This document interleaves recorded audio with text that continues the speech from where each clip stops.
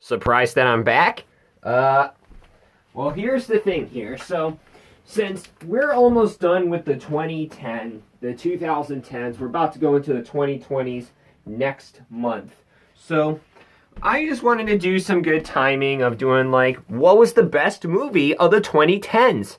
So, here it is for my top 5 best sci-fi movies of the 2010s. So, here, what is our first honorable mentions. The MCU Infinity Saga, the new Star Wars movies, which includes The Rise of Skywalker and Last Jedi, Force Awakens, and Rogue One and Solo. First Man and Terminator Dark Fate, because the movie was entertaining. It's my third favorite Terminator movie, and I was surprised it was in the fresh range, but it's not as good as the classics, alright? So, let's get into our top 5. Number 5, Inception. So, Inception was released in 2010, and I saw this on DVD, and I was just mind-blowing, like, what have Christopher Nolan done? Because his directing legacy, his directing, Christopher Nolan, are legendary. He's the man, the myth, the legend. Because everything you see in there, the visual effects are outstanding. Great casting, great story. I already own it on DVD because I'll do a DVD collection video someday. And, like, you gotta see, like, how the visual effects, like keep going with up, and, like, and this is how you would probably be dreaming. Like, this could be one of my favorite dream movies. Like, you're thinking you're sleeping. When you're sleeping, you're thinking something that's real or something. Like, what dreams come to mind. So, Inception, my top 5 favorite sci-fi movie of the 2010s.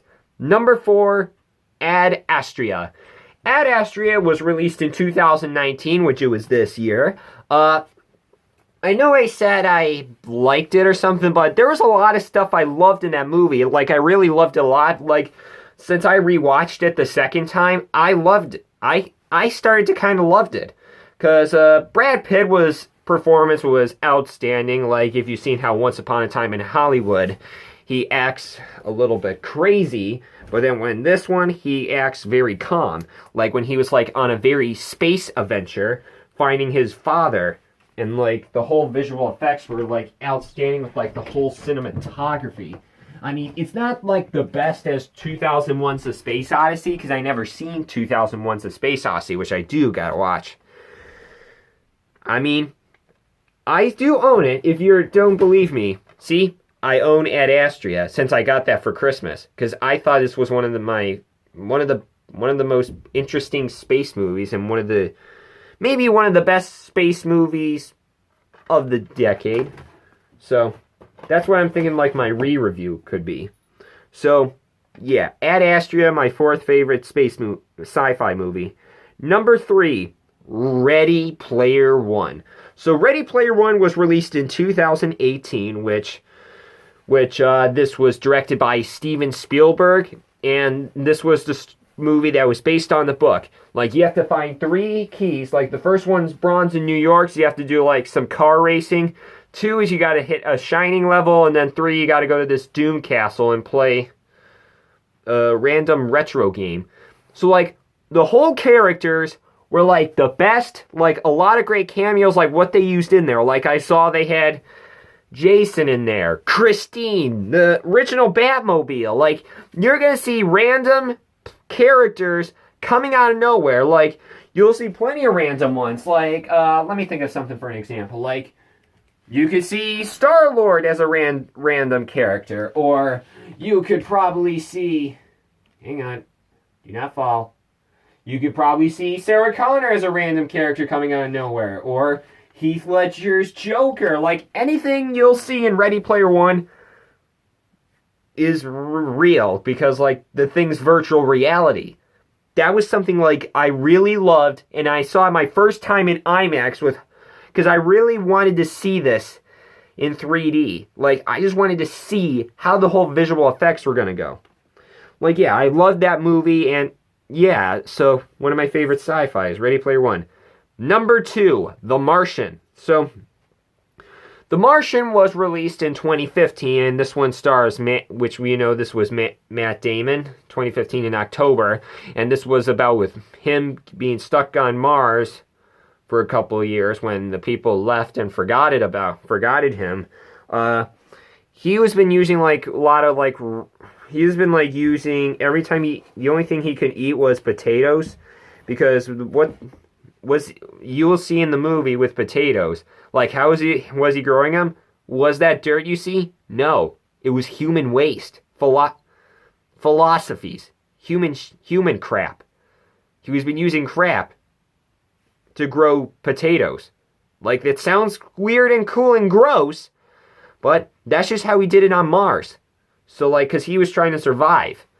Like, that's usually how it is. And then he was been on there for a couple of years, and then Matt Damon's performance was, like, totally amazing. So, yeah, Martian, one of my favorite sci-fi movies, and number 2 of the 2010s. Okay, number one. So, number 1 was this sci-fi that had so much amazing visual effects that was super long, and you're just gonna be like staring into the screen and be like staring into there, and you would be like, oh my god, and your eardrums would be basically going off out of nowhere. And this movie was one of my favorite sci-fis, because I own it on CD because I loved how the score was. Ladies and gentlemen, my number 1 favorite sci-fi movie of the 2010s. The best one. The amazing, better than the first. It's a sequel. Ladies and gentlemen. Da da da da da da. Blade Runner 2049. Alright. Blade Runner 2049 was one of my favorite sci-fi movies of all time, because the visual effects were like out of this world, like off the charts. Harrison Ford's performance was unbelievable, and like we get to see how he was returned as Rick Deckard, and we get to also see Ryan Gosling as Officer K, which his stunt moves were like amazing when like this scene, like when he was like you would probably love that. And the cinematography was unbelievable, and the soundtrack's unbelievable. The score was, like, the whole score was off the charts. Like, literally off the charts. So, yeah, that was my number 1 favorite sci-fi movie, and what could I say of the director? What an amazing job he did.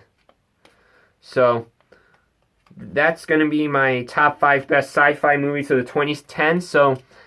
So there was like random, it would not be just 2019. We also had a lot of great ones of 2010, and Blade Runner 2049 was my number 1 favorite sci-fi movie. I mean, if you saw it in theaters, that movie was really amazing. Like, the visual effects were off the charts. Like, literally off the charts. Alright, so that is all I got, and I'll see you next time. We're going to have more top something best movies of the 2010s, and we are going to do top 10 worst movies of 2019 and top 10 best movies of 2019. So I got one more movie to review of 2019, and that's going to be Little Woman. I am skipping Cats, alright? So that is all I got, and I'll see you next time. Bye-bye.